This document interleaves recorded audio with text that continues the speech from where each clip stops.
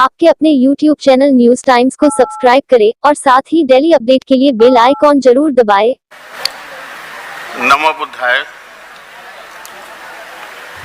जय भीम।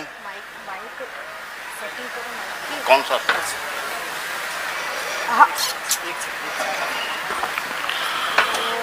नमो बुद्धाय। जय भीम। जय मूल निवासी। राम एक काल्पनिक कैरेक्टर हैं, थे। उसी प्रकार से काल्पनिक कैरेक्टर जैसे कि शक्तिमान,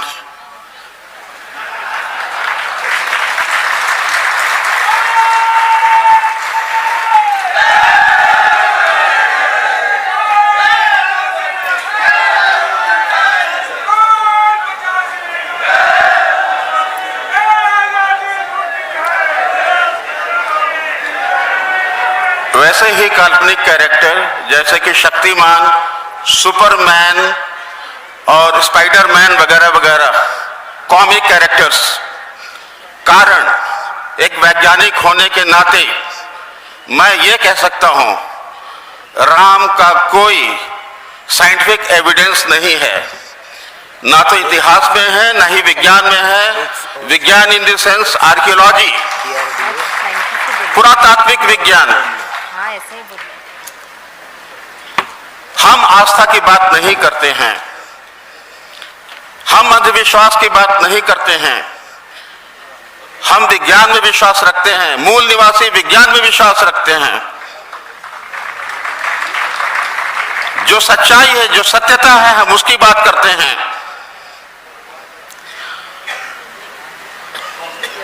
आप लोग, मैं ज्यादा पास में नहीं जाऊंगा, परंतु ये कहूंगा, अभी तक जो अक्टूबर नवंबर में जो सुप्रीम कोर्ट में चीजें चली आप सब जानते हैं। 40 दिन का कंटिन्यूअस प्रोसीडिंग्स हुआ सुप्रीम कोर्ट में। आखिरी 3 दिन मैं स्वयं मौजूद था सुप्रीम कोर्ट में। 14, 15, 16 अक्टूबर को हमारे मित्र जो ऑन रिकॉर्ड पिटिशनर है विनीत मौर्य जी, अयोध्या निवासी, उसी अयोध्या निवासी, उन्हीं के गांव में यह बाबरी मस्जिद पड़ती है या पड़ती थी, वहां के रहने वाले विनीत मौर्य जी। जैसा आप लोगों को मालूम है कि जितने भी मुस्लिम पक्ष की पिटीशन थे सुप्रीम कोर्ट ने खारिज कर दिया। तो क्या, जैसा कि हमें मीडिया से ज्ञात है, हिंदू मुस्लिम, बात यहां केवल हिंदू मुस्लिम बाइनरी नहीं था। यहां पर 3 पक्ष थे, 3। अगर हम कहें एक पक्ष हिंदू, दूसरा पक्ष मुस्लिम, तीसरा पक्ष बुद्धिस्ट का था। है। मैंने क्यों कहा है?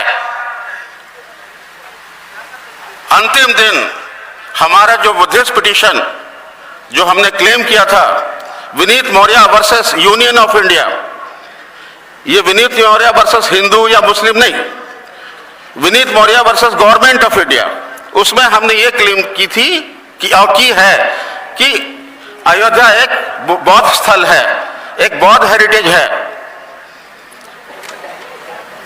और साइंटिफिक प्रूफ के आधार पर, आर्कियोलॉजिकल प्रूफ के आधार पर इसको एक नेशनल मॉन्यूमेंट बनाया जाए। इस संबंध में हमारी इस चीज को, हमारे केस को डिटेक्ट कर दिया गया। हमारी पिटीशन को अंतिम दिन में इसको डिटेक्ट कर दिया गया। फिर कौन बचे? 2 पार्टी बचे, हिंदू मुस्लिम।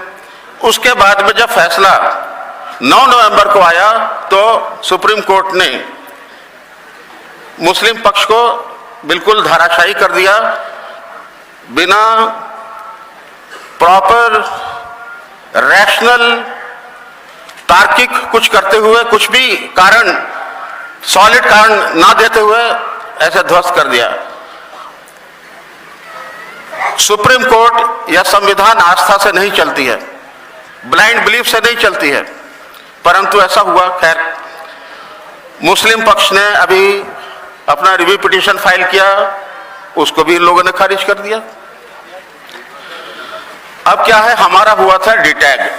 डिटैग मतलब हमको ये कहा गया, हम बुद्धिस्ट पक्ष को अभी अलग करते हैं, अभी हम मुस्लिम और हिंदू का सुन लेते हैं, और फैसला सुना दिया। और ये कहा कि 3 महीने के भीतर कमेटी बना के कंस्ट्रक्शन शुरू करो। हमने क्या किया, ठीक है, हम चुप रहे, हमने देखा, समझते हैं क्या होता है, एकदम से रिएक्शन नहीं करनी चाहिए। तो खुशी की बात यह है कि आज तक बुद्धिस्ट पक्ष का मुकदमा जिंदा है, लाइव है। तो हमारा स्टैंड क्या है, हम रिव्यू पिटीशन नहीं कर सकते। रिव्यू पिटीशन वो लोग करते हैं जो हारी हुई पार्टी होती है। हमारा तो केस सुना ही नहीं गया। तो अभी 2 हफ्ते के अंदर हम सुप्रीम कोर्ट में एक एप्लीकेशन डालने वाले हैं स्टे ऑर्डर का, कि हमारी बात जब तक सुनवाई हमारे केस में पूरी ना हो तब तक वहां राम मंदिर का कंस्ट्रक्शन का काम शुरू नहीं होना चाहिए, वहां एक ईंट भी नहीं पड़नी चाहिए। अभी 5 मिनट हो गए। जब तक बौद्ध पक्ष को नहीं सुना जाएगा वहां एक ईंट भी नहीं रखी जानी चाहिए। अब हम किस आधार पर इतने सॉलिडली बात कर सकते हैं? हम इस आधार पर कर रहे हैं कि हमने 600 पेज का आर्कियोलॉजिकल सर्वे ऑफ इंडिया का रिपोर्ट लगाया हुआ है एज एन एविडेंस, प्रूफ के तौर पे। 600 pages of archaeological survey of India report, it is a scientific report. और जैसा कि हमारे विद्वान साथी पहले बोल चुके हैं, वहां 4 बार खुदाई हुई है। चौथी बार खुदाई तब हुई थी जब हाई कोर्ट में मामला गया बाबरी मस्जिद को तोड़ने के बाद। बाबरी मस्जिद को तोड़ने के बाद जब मामला गया हाई कोर्ट में, हाई कोर्ट ने कहा किस आधार पर हम निर्णय करेंगे। फिर हाई कोर्ट के विद्वान जजों ने सोचा ठीक है साइंटिफिक आधार पर करेंगे। तो आर्कियोलॉजिकल सर्वे ऑफ इंडिया को बुलाया गया, उनको बोला गया आप यहां पर जो आर्कियोलॉजिकल खुदाई होती है वो करके हमको जल्दी से जल्दी रिपोर्ट दीजिए। वो खुदाई खेत की खुदाई की तरह फावड़े से यूं नहीं होती है, ब्रश वगैरह से धीरे धीरे करके होती है। तो पहले वो ग्रिड सिस्टम बनाते हैं। तो एएसआई ने 150 ग्रिड बनाए, मार्किंग स्क्वायर। फिर वहां पर खुदाई शुरू हुई। 10 फीट से लेकर के 40 फीट तक की खुदाई शुरू की गई है। वहां पर एक एक करके खुदाई हुई।